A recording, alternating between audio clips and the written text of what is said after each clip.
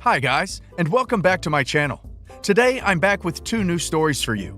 The first one is about OP's friend, who is refusing to pay for the damage her son did at OP's house. Enjoy the stories, guys, and don't forget to like and subscribe. And of course, leave a comment. A friend of mine came over to my house for coffee with her 14-year-old son, and he decided to take a permanent marker and paint circles all over my chair, white leather. The chair is in my office. My office is upstairs. I clearly told him that the upstairs area is off limits, and if he needs to use the toilet, to use the bathroom downstairs. So he must have been snooping around, because the only place in my house where there are markers is in my office, inside a wooden box in one of my desk drawers. So he not only went through all the rooms until he found my office, but he also opened my drawers and boxes until he found the markers. Anyways, my friend was just like, no biggie, just wipe it down with baby wipes and it will come off. Well, I did, and nothing. Then I tried alcohol, and nothing. My office chair looks like a ducking Dalmatian. I sent her a video of me wiping the chair with baby wipes and alcohol because she didn't believe the stains were impossible to remove. Then, after sending proof via the videos, I patiently asked her to pay for a new chair, even sent her a link to the shop where I bought it so she could see the price for herself. She texted right back, saying I couldn't expect her to afford to buy that chair for me, and that it wasn't going to happen. Then she went off about how people like me don't appreciate young people's talent, and how we are cutting off their wings, and how I'm a rock to her son's balloon. She kinda spinned it around to say I should be thankful her son chose my chair to apply his talent and create art. And instead of being appreciative, I chose to be bitter about it and pick a fight. So we wound up actually proper arguing. Well, good riddance. She didn't even discipline him or scold him for painting a ducking leather chair in someone's house. The nerve. I'd be mortified if my child behaved that way in someone else's house. And this is not even a little kid we're talking about. He's frickin' 14 years old.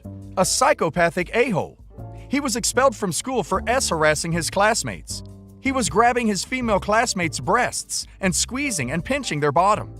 After that, his mother homeschooled him. He's always fighting other kids and doing weird things. He even set his grandparents' garage on fire at 11. His mother is always justifying him, saying he's an old, tortured soul, and he is gifted and talented. So normal people like she and I can't even grasp what his creative mind goes through day in, day out. He's one of those kids who behave differently with kids than around adults. Like in a manipulative way. Like something's very off, but I can't put my finger on it. She truly believes her son is the next Picasso and made a big deal of me not being appreciative and thankful that I bought such a nice beautiful chair that inspired her son to be brave and bold and create art on my chair. She's ducking deluded. It's not even art, it's just circles. I should be the one offended, but oh no, she beat me to it. Saying people like me are limiting new generations' creativity, and this will scar him for life, and he will never allow himself to be inspired in the moment and be brave, as she calls it, and dare to create art for others, because he will be scared others will react poorly to him, destroying their property. This is a very small town, and this woman has been out of work for ages. The actual reason she came over to my house was to ask me to get her a job in my brother's company as a favor to her, because they're now hiring and she'd be a good fit. It's next to where she lives, good benefits, good pay, etc. So I'm seriously thinking of telling her to either get it cleaned or buy me a new chair or forget about the job. If she's trying to get a job from OP, I would tell her no. She's shown she isn't responsible. OP should take her to small claims court and then cut her off. This boy is obviously deeply disturbed and is being enabled by his mother. His behavior is only going to escalate, and best course of action is to get and stay as far away from these people as humanly possible. There's no reasoning with crazy. I spoke about this with my group of friends and other moms that I know. They have their own horror stories from when this woman's kid went to school with our children. So they've offered to come with me to speak to CPS and tell their stories too. I've got a lot of messages asking if I know about McDonald's Triada. And I don't know what to tell you. I know that he's set fire to his grandparents' garage and some other small fires in the school. And that for a few months, he'd pee inside his female classmates' backpacks. The boy doesn't have any type of autism, Asperger's, and isn't disabled in any way. He is just plain evil. And I strongly feel he's a psychopath in the making. He's always been aggressive, but at the same time, charming when needed. I will also be uploading before and after pics of the chair. And on Monday, I'll contact an upholstery store to get them the chair to be cleaned. Of course, sending the bill to this woman, even though I know she won't pay. But my husband says the more evidence we have for the small claims, the better. Neither of them have many friends in town because she's rejected by the community based on things her son did. She saw me while out and about and straight asked me to get her a job in my brother's company, and I invited her to my house for coffee to talk about it. I didn't know this woman until the other day. So, of course, after what happened, and seeing how she handled this situation and how she didn't take responsibility for the incident, I am of course not going to recommend her for the job in any way, shape, or form. I've always felt this was a poor widowed mother having to deal with a nightmare child. The times we talked outside the school, she seemed normal. But after what happened in my house, I now understand she's far from being the victim I thought she was. She's an enabler, a bad parent, and a manipulative narcissist. So, my husband and I have decided to both report the kid for vandalism and start the paperwork to take this to a small claims court, as well as contacting CPS. We have pics of the chair, the text we exchanged, and my husband insisted on calling her on the phone later on to demand she pays us and tell her the reasons why I am not going to vouch for her and get her that job. The reason is because then we'll of course end up talking about the other day and record the conversation with the hopes that can be used in the small claims court. I've already talked to my brother and told him everything, to which he replied he's going to make sure to blacklist her. So even if she tried to apply for a job, she won't even get an interview. First of all, we were never friends. I used that word lightly. I only knew his mom from back when our sons went to school together. The usual chit-chat outside the school while waiting to pick the kids up. This was 3 years ago. Since then, I've only seen her around town and in the shops. But we've never hanged out or been in the same group of friends. Hi everyone. I've known my boyfriend for pretty much my whole life. We were best friends growing up, and I always had the hugest, mega crush on him. But I was too chicken to say anything because he was a totally hot, popular football player with great hair who had no business being friends with a socially awkward little gremlin like me. Then, in a whirlwind series of events that read something like a shifty Taylor Swift song, about 1.5 years ago, he finally confessed that he'd always had a crush on me too, and we've been together ever since. It all still feels like a dream sometimes. This guy is undoubtedly the love of my life, and I am so incredibly lucky to have him.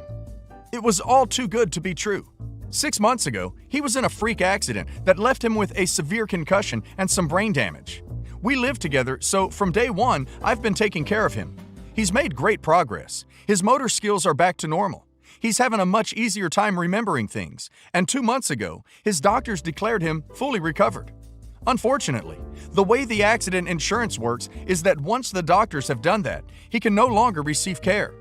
Since the accident made him unable to work for the time being and the insurance policy from the accident has run out, he doesn't currently have insurance. While all the physical signs of the brain damage have resolved themselves, emotionally and behaviorally, he is a completely different person. I'm not a mental health professional, but I've seen a lot of signs of what I think is severe depression. Since he's not working, he spends about 8+ hours a day playing video games. He used to love working out, but he hasn't set foot in a gym since the accident.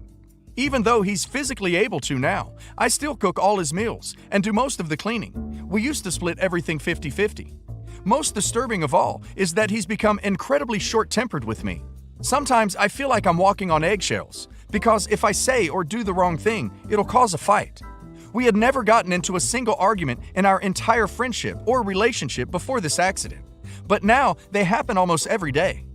I've tried everything I can to help him get back on track, but most of the time, when I suggest getting out and doing something or ask him to help with chores, he says he's not feeling well and goes to lay down in bed and play games on his phone. If I try to push the issue, it starts a fight that ends with him saying I need to give him more time to recover. There are good days and bad days, but sometimes I just feel like in his head he's not fully there with me. This is the guy I've known and loved my entire life. We don't have access to any type of medical or mental health care for him, since he doesn't have insurance and money is already tight without his income. If we go on much longer like this, I'm worried we might end up breaking up. We're so head over heels in love with each other, and I absolutely refuse to lose him to this stupid accident. I can't even imagine life without this SOB, even if it's one where I have to take care of him every day for the rest of my life. But I'm exhausted, physically, mentally, and emotionally. Does anyone have experience with a significant other recovering from a serious injury? Should I push him harder? Do I need to be more patient and understanding? Help! OP's boyfriend has a traumatic brain injury, TBI, and all of these things are very, very common in how they manifest. Behavioral control, impulsivity, bouts of anger, and depression, etc., are honestly the norm in these cases. It, unfortunately, isn't something they can control, and it takes a good deal of work to get out of it. The best way to describe it is, imagine that everything you ever knew, felt, and understood in your life just disappeared. You knew you should be able to understand or remember it. You remember knowing it before, but it's gone now. It's frustrating and painful to go through, and many people with TBIs can never fully grasp that their capabilities are different now. Typically, 1 year after the initial injury is when someone is at their maximum level of improvement, and then it plateaus. So, on one end, OP may continue to see some improvements over the next few months. But on the other, OP must be prepared to accept that he will very likely be much different for the rest of his life. It would be good if OP could find a mental health counselor who specializes in TBIs. They can be a great help. Also, routines are going to be essential. OP's boyfriend needs to engage in more activities that exercise his mind, facilitate the memory capacity that he's lost, and be healthy. He also needs to learn the emotional skills to communicate with people again and manage his anger. In many ways, he has all the right to be angry, but he has to learn how to process it better. All of this will be difficult, and it will feel like OP is with someone who's nothing like who she knew before. It will be a big strain on their relationship. OP has to look out for herself emotionally too, if she is ever going to be of help to him. So, a little over a month ago, I posted here about my boyfriend's struggles recovering from a brain injury and how it was about to destroy our relationship. At the time, I was at the end of my rope. We both were. We had pretty much been completely abandoned by everyone who was supposed to be helping. The police, the insurance company, his, now former, employer, and even his attorney wasn't much help anymore. I had no idea how to take care of him or help him anymore. I really want to thank all the people who commented, sent private messages, and just gave me so much support and a lot of information I didn't have. I also heard from a lot of people who themselves have been or are currently recovering from TBIs. I was so overwhelmed that I couldn't respond to everyone, but it all helped so much in so many ways. Thanks to the resources a few people posted about, I was able to find new doctors for him to start seeing at a very low cost. It's only been a month, which isn't much time, but he's already doing a lot better. Yesterday, he had another round of neurological testing and got a normal range score in 10 of the 12 tests. It's a huge improvement, and it's definitely boosted his confidence too. As far as our relationship goes, we haven't had a single fight since the week or so after I posted here. Thanks to some of the outside perspective I got, I realized I'd been so focused on taking care of him for so long that I had completely forgotten about my own needs. I also realized that somewhere along the line, we had totally stopped communicating. That part was my fault just as much as it was his. So we sat down and had a long talk. I made it clear that I wasn't trying to invalidate his injury or recovery, but I told him how much being his caretaker had affected my life. Even though I would never take back the decision to do so, I pretty much had to give up everything except my job. We decided to make a list of things the other could do to make it easier for us. He also recognized that his bad moods had been causing a lot of our fights, and he admitted that recovering from the injury had gotten him into a rut that he felt like he couldn't get out of. So we made a plan together to start getting him out of it. So far, this is what we've done. We cook dinner together every night.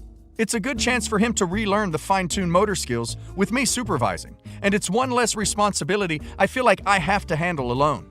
Some nights he's not feeling well enough to participate, which is fine, but he still comes and sits in the kitchen to talk to me while I get dinner ready. It's our chance to catch up and talk about our days. We got a new gym membership together, and we've been going 2 to 3 times a week to do some light cardio and stretch together.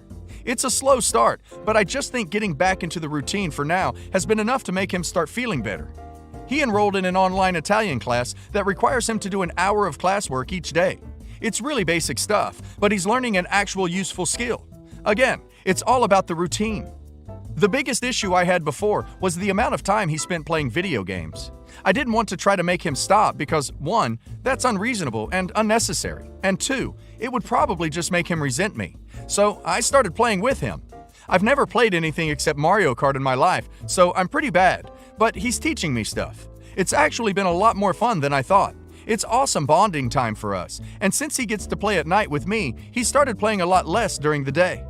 The difference is huge. This week, I got sick with the flu, and on my first day home from work, he went out to run an errand and came back with beautiful flowers for me and eggs to make for breakfast, which he did, all on his own.